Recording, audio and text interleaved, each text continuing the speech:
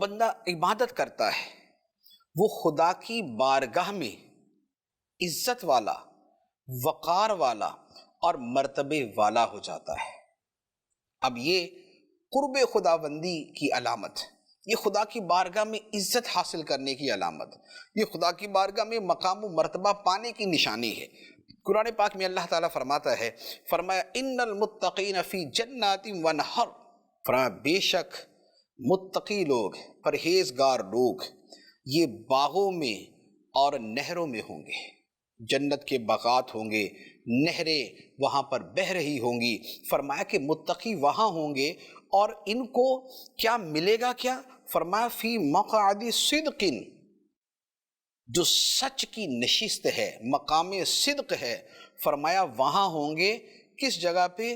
عند ملیک مقتدر، بڑے بادشاہ، قدرت والے بادشاہ کی بارگاہ میں، یعنی خدا کی بارگاہ۔ خدا مالک ہے، مالک الملک ہے، ملیک ہے، قادر ہے اور مقتدر ہے۔ ملیک ہے، بہت عظیم بادشاہ ہے، مقتدر ہے، بہت زیادہ قدرتوں والا ہے، اور بندہ کہاں ہوگا؟ فرمایا عند ملیک مقتدر، اس بڑے بادشاہ اور بڑی قدرتوں والی عظیم خدا کی بارگاہ میں ہوگا۔